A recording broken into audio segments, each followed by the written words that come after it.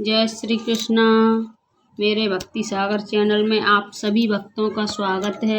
भागवत गीता के 12 अध्याय का महात्म्य, इसे पूरा सुनना भक्त। जय श्री कृष्णा। श्री महादेव जी कहते हैं, पार्वती दक्षिण दिशा में कोल्हापुर नामक एक नगर है, जो सब प्रकार के सुखों का आधार, सिद्ध महात्माओं का निवास स्थान तथा सिद्धि प्राप्त का क्षेत्र है। वह पराशक्ति भगवती लक्ष्मी की प्रधान पीठ है। संपूर्ण देवता उसका सेवन करते हैं। वह पुराण प्रसिद्ध तीर्थ, भोग और मोक्ष प्रदान करने वाला है। वहाँ करोड़ों तीर्थ और शिवलिंग हैं। रुद्रगया भी वहाँ है। वह विशाल नगर लोगों में बहुत विख्यात है। एक दिन कोई युवक पुरुष नगर में आया। वहाँ कहीं का राजकुमार था।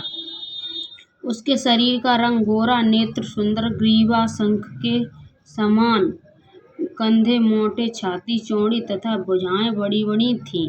नगर में प्रवेश करके सब ओर महलों की शोभा निहारता हुआ वह देवर्षि महालक्ष्मी के दर्शनार्थ उत्कंठित हो मणिकंठ तीर्थ में गया और वहाँ स्नान करके उसके पितरों का तर्पण किया। फिर महामाया महालक्ष्मी जी को प्रणाम करके भक्ति पूर्वक स्तनवन करना आरंभ किया।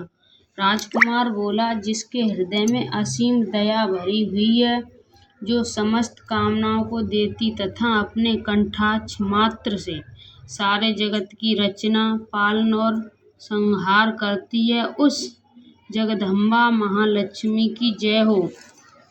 जिस शक्ति के सारे उसी के आदेश के अनुसार परमेष्टि ब्रह्म सृष्टि रचते हैं, भगवान उच्युत जगत का पालन करते हैं तथा भगवान रुद्र अखिल विश्व का संहार करते हैं, उस दृष्टि, पालन और संहार की शक्ति से संपन्न भगवती पराशक्ति का मैं भजन करता हूँ। कमले योगी जन तुम्हारे चरण कमलों का चिंतन करते रहते हैं। कमलालय, तुम अपनी स्वाभाविक संता से ही हमारे समस्त इंद्रियोगोचर विषयों को जानती हो। तुम्ही कल्पनाओं में समूह तथा उसका संकल्प करने वाले मन को उत्पन्न करती हो। इच्छा शक्ति, ज्ञान शक्ति और क्रिया शक्ति, ये सब तुम्हारे ही रूप हैं। तुम पराशक्ति रूपिणी हो। तुम्हारा स्वरूप निष्काम, निर्मल, नित्य, निराकार, निरंजन, अंतरहित, आतंक शून्य, अमहीन तथा निरामय है।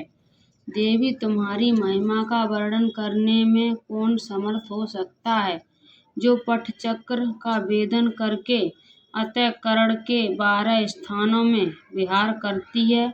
अनाह, ध्वन, बिंदु, नाद और कला, ये जिसके स्वरूप हैं, उस माता लक्ष्मी को मैं प्रणाम करता हूँ। माता, तुम अपने मुख रूपी पूर्ण चंद्रमा को प्रकट होने वाली अमृत राशि को बहा करती हो। तुम ही परा प्रसन्नति, मध्यम और बेखरी नामक वाणी हो। मैं तुम्हें नमस्कार करता हूँ। देवी, तुम जगत की रक्षा के लिए अनेक रूप धारण किया करती हो। अम्बे, तुम ही ब्रह्मी, वैष्णवी तथा महेश्वरी शक्ति हो। वाराही, महालक्ष्मी, नरसिंगी, इंद्री, कुमारी, चंडिका, जगत को पवित्र करने वाली लक्ष्मी, जगदम्बा, सावित्री, चंद्रकला तथा रोहिणी भी तुम ही हो। परमेश्वरी, तुम भक्तों का मनोरथ पूर्ण करने के लिए कल्पलता के समान हो। मुझ पर प्रसन्न हो जाओ। उसके इस प्रकार स्तुति करने पर भगवती महालक्ष्मी अपना साक्षात स्वरूप धारण करके बोली, राजकुमार, मैं तुमसे प्रसन्न हूँ। तुम कोई उत्तम वर मांगो। राजपुत्र बोला, माँ, मेरे पिता राजा बृहद्रथ अश्वमेध नामक महान यज्ञ का अनुष्ठान कर रहे थे। वे देवयोग में से रोगग्रस्त होकर स्वर्गवासी हो गए। इसी बीच में यूप में बंधे हुए मेरे यश संबंधी घोड़े को, जो समूची पृथ्वी की परिक्रमा करके लौटा था, किसी ने रात्र में बंधन काट कर कहीं अन्यत्र पहुंचा दिया। उसकी खोज में मैंने कुछ लोगों को भेजा था, किंतु वे कहीं भी उसका पता न पाकर जब खाली लौट आए हैं, तब मैं ऋषिविज्ञों की आज्ञा लेकर तुम्हारी शरण में आया हूँ। देवी, यदि तुम मुझ पर प्रसन्न हो तो मेरे यज्ञ का घोड़ा मुझे मिल जाए, जिसके यज्ञ पूर्ण हो सके, तभी मैं अपना पिताकी का क्षीण उतार सकूंगा। शरणागतों पर दया करने वाली जगजननी लक्ष्मी, जिसके मेरा यज्ञ पूर्ण हो, वह उपाय करो। भगवती लक्ष्मी ने कहा, राजकुमार, मेरे मंदिर के दरवाजे पर एक ब्राह्मण रहते हैं, जो लोगों को सिद्ध समाधि के नाम से विख्यात हैं। वे मेरी आज्ञा से तुम्हारा सब काम पूरा कर देंगे। महालक्ष्मी इस प्रकार कहने पर राजकुमार उस स्थान पर गए जहाँ सिद्ध समाधि रहते थे। उनके चरण में प्रणाम करके राजकुमार चुपचाप हाथ जोड़कर खड़े हो गए। तब ब्राह्मण ने कहा, तुम्हें माता जी ने यहाँ भेजा है? अच्छा, देखो, अब मैं तुम्हारा सारा अभीष्ट कार्य सिद्ध करता हूँ। यूं कहकर मंत्र वेदा ब्राह्मण ने सब देवता को वहीं खींचा।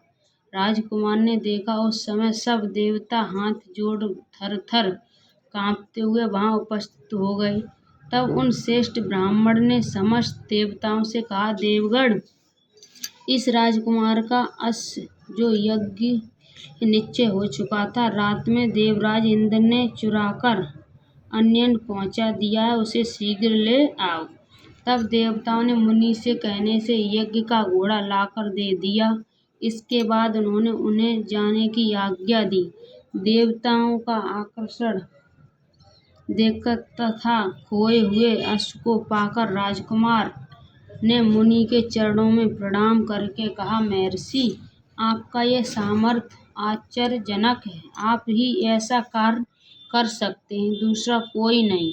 ब्रह्मांड, मेरी प्रार्थना सुनिए। मेरे पिता राजा बृहद्रथ अश्वमेध यज्ञ का अनुष्ठान आरंभ करके देवयोग से मृत्यु को प्राप्त हो गए। अभी तक उनका शरीर तपाए हुए तेल में सुखाकर मैंने रखा छोड़ा है। आप उन्हें पुनः जीवित कर दीजिए। ये सुनकर महामुनि ब्राह्मण के किंचित मुस्कुराकर कहा, चलो, वहाँ यज्ञ मंडल के तुम्हारे पिता मौजूद हैं, चलें। तब सिद्ध समाधि ने राजकुमार के साथ वहाँ जाकर जल अभिमंत्रित किया और उसे सबके मस्तक पर रखा।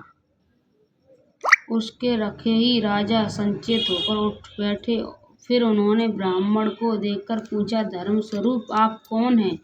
तब राजकुमार ने महाराज से पहले का सारा हाल कह सुनाया।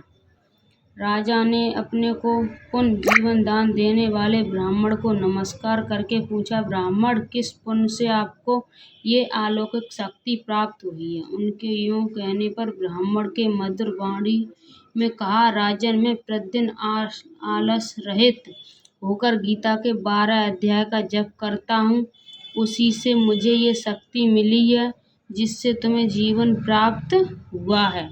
ये सुनकर ब्राह्मण सहित राजा के उन महर्षि से उनसे गीता के 12 अध्याय का अध्ययन किया। उसके महात्म्य ने उस सब की सद्गति हो गई। दूसरे दूसरे जीव भी उसके पाठ से परम मोक्ष को प्राप्त हो गए। बोलिए कृष्ण कन्हैया की जय, भागवत गीता की जय। आप सभी भक्तों को मैंने भागवत गीता का 12 अध्याय का महात्म्य सुनाया। इसमें मुझ पर बोलने में कोई गलती हुई हो, उसे माफ़ करना। जय श्री कृष्णा। ज़्यादा से ज़्यादा शेयर करना, भक्त लोग लाइक सब्सक्राइब कर दिया करो। जय श्रीमन नारायण। राधे राधे।